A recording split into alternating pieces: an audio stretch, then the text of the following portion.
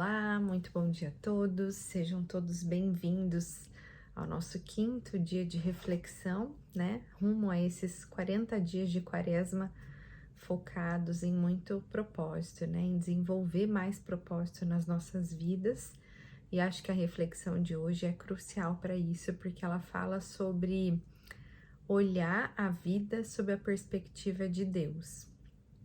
E o autor ele começa falando sobre as diferentes perspectivas de vida das pessoas, né? Se você pedir para alguém metaforar, dizendo assim, o que é a vida para você?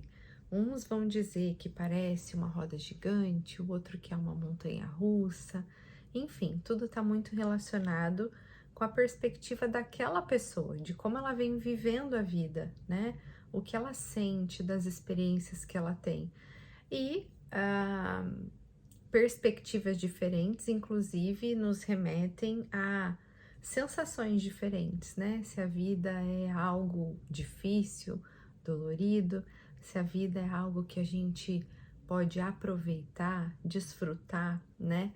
Porque realmente nós temos perspectivas muito diferentes e a nossa história vai fazendo com que essa nossa perspectiva seja diferente das outras pessoas. Eu acho muito interessante, né, estar vivendo aqui na Austrália, faz com que a gente perceba com mais nitidez essas diferentes perspectivas de vida. Quando você é criado numa cultura, né, em que uma prática alimentar, né, é comum àquele país, eu posso olhar, nossa, mas é muito forte, tem muita pimenta, ou enfim, né, o cheiro não me agrada, mas é porque eu não estou acostumada com aquela perspectiva. À medida que a pessoa foi iniciada, né, a sua alimentação naquela cultura, aquilo se torna tão normal. Isso eu gosto muito de falar também sobre as próprias religiões, né? O quanto a gente às vezes julga o outro porque ele foi criado numa cultura, portanto, numa perspectiva diferente sobre espiritualidade, né? Mas se a gente realmente confia, acredita na visão de Deus para nós, essas perspectivas elas não devem nos afastar, mas a gente precisa de alguma forma se expor em intimidade com Deus para desenvolver essa noção do quanto nós pertencemos a uma só família, né? Deveríamos participar a uma só configuração, no sentido de aceitar mais essa diversidade, né? Mas, obviamente, ninguém vai pensar igual. À medida que você tá ali na sua relação com Deus, você começa a entender, né, que essas divergências, discrepâncias, elas fazem parte desse mundo, né, que Deus disponibilizou para nós, e é a forma como a gente aproveita isso que faz a gente ter diferentes perspectivas. O fato mais importante é que, estudando a Bíblia, né, ele inclusive cita aqui que a palavra, né, perspectiva, propósito, provações, tem uma série de palavras importantes que ele fala assim sobre várias passagens onde a perspectiva de Deus sobre a vida é passada e de que forma.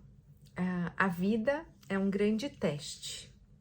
A vida é uma incumbência de confiança. É como se Deus colocasse sobre nós um cargo, né, de confiança e ele tivesse supervisionando, né, essa nossa missão aqui em vida. E é uma atribuição temporária, porque a vida é realmente uma passagem, né? É uma fagulha de tempo que a gente tem para aproveitar aqui, já que o nosso grande objetivo é a eternidade, né? É viver o reino de Deus, algo que ele tem preparado para a gente. Então, é no percurso da nossa vida que ele vai estar olhando para as nossas ações, para a forma como a gente manifesta habilidades que também são super relevantes, né, sobre essa perspectiva de Deus, que são caráter, fé, obediência, amor, honestidade e lealdade. Então, durante esse teste, né, Deus está observando e com certeza querendo que a gente se dê bem nesses testes, né? A Bíblia também nos traz diversos exemplos de pessoas que foram aprovadas, né, num teste, quando foram tentadas e elas também em conexão com Deus decidiram pelo caminho certo, e exemplos de testes que foram falhos, né? Como a história de Adão e Eva no paraíso, onde eles cometem o primeiro pecado. E eu não gosto de abordar, né, esse assunto pensando na nossa manifestação cristã sem ter erro algum. Inclusive, por experiência própria, eu nunca me avaliei como uma pessoa má ou muito pecadora, né? Acho que olhando de uma forma bem geral, de uma perspectiva bem ampla, sempre me senti confortável com as minhas decisões, né? Inclusive com os meus erros, né? Assim, nunca tive muita dificuldade de me arrepender e pensar, nossa, eu preciso fazer diferente, isso não foi legal. Porém, quando você começa a se aprofundar numa perspectiva cristã de vida, você percebe quão falho a gente é todos os dias, quão pecador a gente é todos os dias e quanta humildade, quanta obediência a gente precisa exercitar, porque eu me peguei em tantas situações em que realmente eu sinto que, nossa, eu poderia ter feito muito melhor, né? Deus confia e acredita que eu sou capaz disso e eu não tive condições de obedecer, eu não me senti preparada o suficiente. Ou num dia em que você acorda mal e pensa assim, que preguiça. Sabe quando você não sente que você tá fazendo jus daquele milagre da vida, que é você acordar todos os dias e pensando assim, caramba, veja só o quanto de coisa eu tenho sim para melhorar, né? E Deus fala, né, nessa atribuição temporária e que ela tem todas as decisões que a gente toma hoje, aqui e agora, elas refletem consequências para a eternidade.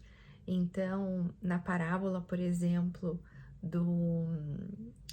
dos talentos, né, Deus fala assim, servo bom e fiel, se você foi fiel no muito, no pouco, então eu te darei muito. E é mais ou menos isso que ele está dizendo para nós sobre nos atribuir, né, um cargo de confiança. É um ato de fé de Deus para conosco nos dar acesso à vida e a tudo que ela contém, né? Tudo que nós temos antes de ser nosso é de Deus e a gente precisa fazer um bom uso disso. Mesmo quando a gente empresta um bem de uma outra pessoa, né? Na Bíblia, inclusive, diz, né? A gente precisa fazer bom uso mesmo quando não é nosso. Eu acho que tá fazendo alusão a isso, né? De a gente usar tudo que é de Deus e fazer um bom proveito disso.